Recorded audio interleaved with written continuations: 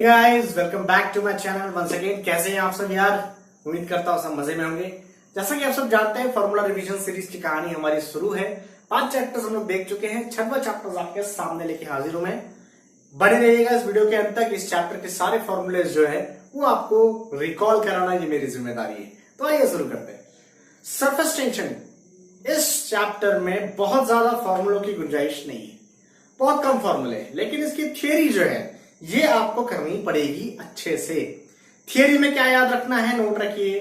Theory में सबसे पहले आप जिक्र करेंगे कोहेसिव फोर्स क्या होता है, अधेसिव फोर्स क्या होता है, रेंज ऑफ स्पीयर क्या कहते हैं भाई, किसे कहते हैं, और यहां पे आपको पता होना चाहिए फ्री सरफेस किसे कहा जाता है। मेरे ये टैग्स याद रखिए, फ्री सरफेस किसे कहा जाता है। एंगल ऑफ कांटेक्ट के बारे में आपको जानकारी होनी चाहिए। ये तमाम चीजें जो है मैं जो यहाँ पे लिख रहा हूं ये आपको थियरी में ले जाके रीड करनी है, क्योंकि थियरी क्वेश्चंस इसमें पूछे जाते हैं। थियरी क्वेश्चन की इंपॉर्टेंस इस चैप्टर में ज्यादा है, तो इसीलिए ये तमाम चीजें मैं हाईलाइट करके दे रहा हूं कि इन विषयों पे जरूर एक बार जाके टेक्स्ट बुक उठाइएगा। और क्या उठाना है? Effect of temperature and impurity on surface tension, इसके बारे में भी आपको जरूर पढ़ना पड़ेगा। खैर, इसके बारे में मैं थोड़ा बहुत जिक्र कर देता हूं। इफेक्ट ऑफ टेम्परेचर मतलब टेम्परेचर अगर आप बढ़ाओगे तो सरफेस टेंशन कम हो जाएगा। टेम्परेचर बढ़ाओगे तो सरफेस टेंशन कम हो जाएगा। That is effect of temperature. And effect of impurity की जहां तक बात है, इफेक्ट ऑफ इंप्यूरिटी में इंप्यूरिटी 2 टाइप की होती है, soluble impurity and insoluble impurity. अब सॉल्युबल इंप्यूरिटी क्या होता है भाई? सॉल्युबल इंप्यूरिटी मतलब पानी में नमक घोल दिया, पूरी तरह घुल गया, that is soluble impurity. Soluble impurity की वजह से सरफेस टेंशन बढ़ता है और इनसॉल्युबल इंप्यूरिटीज की वजह से सरफेस टेंशन घटता है। टेम्परेचर की कहानी मैंने समझा दी, सॉल्युबल एंड इनसॉल्युबल की कहानी भी मैंने समझा दी कि भाई टेम्परेचर के बढ़ने से सरफेस टेंशन घटेगा। जहां तक बात इंप्यूरिटी की है, देख सकते हैं आप कि इंप्यूरिटी में सॉल्युबल इंप्यूरिटी और इनसॉल्युबल इंप्यूरिटी 2 टाइप की इंप्यूरिटी होती है। सॉल्युबल इंप्यूरिटी में सरफेस टेंशन जो है बढ़ता है, इनसॉल्युबल इंप्यूरिटी की वजह से सरफेस टेंशन घटता है। खैर, ये पॉइंट मैंने रिकॉल करा दिया, लेकिन जो थियरी छोड़ी है वो आपको करना है। आइए कुछ फॉर्मूले देख लेते हैं। इसमें सबसे पहला फॉर्मूला सरफेस टेंशन का फॉर्मूला। अब यार, सरफेस टेंशन जो है उसका फॉर्मूला होता है surface tension force per unit length. Force per unit length is the formula for surface tension. लेकिन surface tension is a property of material. इसका मतलब यह है कि अगर मैं कहूं कि भाई किसी भी सरफेस में, जैसे आप देख सकते हैं surface tension is force per unit length, है ना, surface tension is force per unit length. अगर मैं लेंथ डबल कर दूं तो क्या सरफेस टेंशन आधा हो जाएगा? लेंथ डबल कर दूं तो क्या सरफेस टेंशन में कोई फर्क पड़ेगा? तो जवाब है नहीं, क्योंकि surface tension is the property of material. जब तक तुम मटेरियल चेंज नहीं करोगे सरफेस टेंशन चेंज नहीं होगा।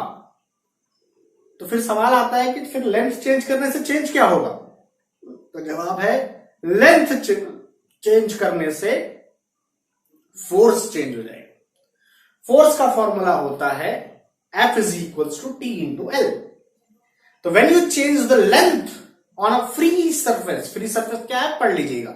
ऑन अ फ्री सरफेस पर जब आप लेंथ चेंज करेंगे तो फोर्स चेंज होगा, सरफेस टेंशन कांस्टेंट रहेगा। ये बात ध्यान रहे, this is property of material. Is it clear? पानी की जगह कोई और लेके लिक्विड आ गए तो सरफेस टेंशन चेंज हो जाएगा, लेकिन पूरे एक्सपेरिमेंट के दरमियान पानी ही यूज किया तो सरफेस टेंशन पूरे एक्सपेरिमेंट के दरमियान चेंज नहीं होगा, अनटिल एंड अनलेस आप उसमें कुछ इंप्योरिटी ना ऐड करें और ना ही उसका टेम्परेचर चेंज करें तब। खैर, ये एक फॉर्मूला हो गया जिसकी मैंने आपको बात कही, सरफेस टेंशन के बारे में फॉर्मूला बताई। एल जो होता है वो फ्री सरफेस होता है। जैसे मान लीजिए ग्लास में पानी रखा है तो केवल ऊपर, फ्री सरफेस मतलब वो सरफेस जो एयर की कांटेक्ट में है। अगर ग्लास में पानी रखा हुआ है तो पानी का कौन सा सरफेस एयर की कांटेक्ट में? तो ऊपर वाला। तो सरफेस टेंशन सिर्फ ऊपर वाले कांटेक्ट पे लगेगा। लेकिन वही अगर बबल है, वही अगर सोप बबल है, तो सोप बबल या सोप फिल्म, सोप बबल या सोप फिल्म, फिल्म बोले तो ऐसा बनता है। तो ये वाली चीज की ऊपर की सरफेस भी एयर के कांटेक्ट में है और ये वाली सरफेस भी एयर के कांटेक्ट में है। ये सरफेस भी एयर के कांटेक्ट में है और ये सरफेस भी एयर के कांटेक्ट में है। तो यहाँ पे 2 सरफेस एयर के कांटेक्ट में होते हैं, इसलिए सोप सॉल्यूशन के लिए फॉर्मूला होता है F is equal to T into 2L। Twice, length और एरिया जो है ट्वाइस से मल्टीप्लाई कर दिया था, लेंथ जो है। समझ में आ रहे हैं? तो length is the length on a free surface, जितने फ्री सरफेस रहेंगे उतने पर्टिकुलर चीज से मल्टीप्लाई कर दिए जाएंगे। सोप के लिए 2 से होता है और बाकी चीजें जैसा आप जानते हैं। खैर, सरफेस टेंशन की रामायण आपको समझा चुका हूं, उसके फॉर्मूले हम डिस्कस कर चुके हैं। अगला फॉर्मूला क्या है भाई इसमें? अगला फॉर्मूला इसमें है Laplace law. Laplace law for excess pressure. जी हाँ, सोप बबल या वाटर बबल का एक्सेस प्रेशर आपने निकाला था, that is PI, pressure inside minus pressure outside, equal to 2T/R for soap bubble, for water bubble. Water bubble के लिए 2T/R, T क्या है? सरफेस टेंशन, R क्या है? Radius of the bubble. और यही अगर सोप सॉल्यूशन रहेगा तो दिस इज 4T/R। समझ रहे हैं ना? एक्सेस प्रेशर निकालने का फॉर्मूला है, ये चीज याद रखिएगा, एक्सेस प्रेशर पे सवाल आता है। ठीक है, बहुत ज्यादा इसमें कुछ होने वाला नहीं है।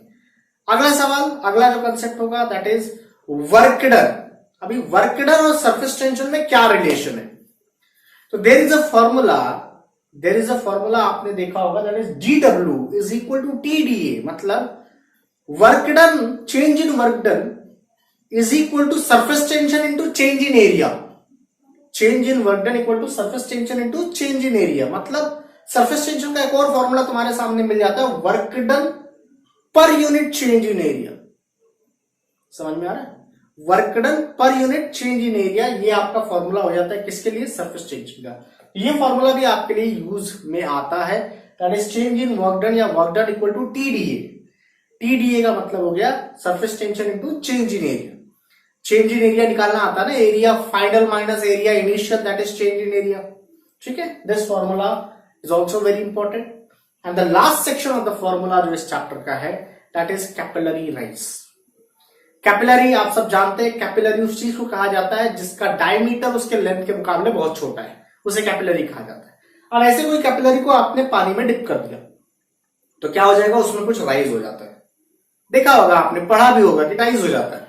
तो उसका फॉर्मूला होगा, जब सवाल आता है कितना राइज होगा भाई, तो उसका जवाब आता है आपको कि जो राइज होगा उसका फॉर्मूला होता है R, दैट आपको एक फॉर्मूला मिला है, दैट सरफेस टेंशन निकाल सकते हैं, that is RH rho g upon 2 cos theta. RH rho g upon 2 cos theta. तो कैपिलरी राइज निकालना है तो 2T cos theta by R rho g अगर हम कर देंगे तो आपको कैपिलरी राइज निकल जाएगा। इसमें T क्या है? Surface tension. थीटा क्या है? Cos theta. थीटा क्या है? Theta is an angle of contact. मैंने कहा था, पढ़ लीजिएगा एंगल ऑफ कांटेक्ट क्या होता है। तो एंगल ऑफ कांटेक्ट होता है आर क्या है? Radius of the capillary is the are.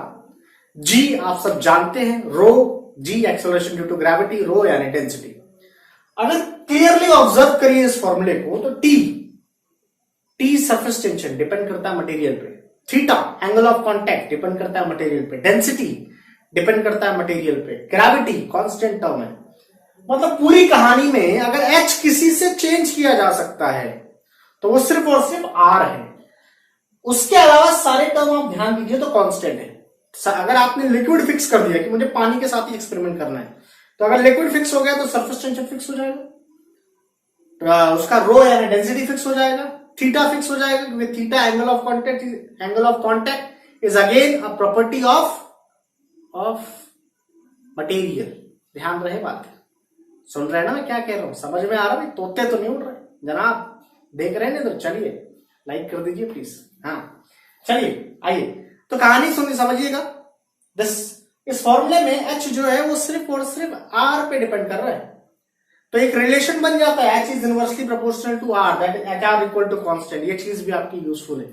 तो इसमें मैंने पहले ही कहा कि बहुत ज्यादा फॉर्मूले नहीं है, फॉर्मूले में इतनी कहानी है जितनी आपको समझनी थी। Is it clear?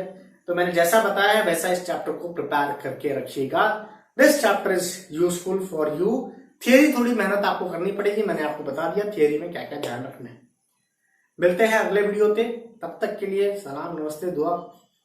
जनाब प्लीज सब्सक्राइब कर लीजिएगा, लाइक करिएगा और प्लीज शेयर कर दो यार। Thank you so much, bye everyone.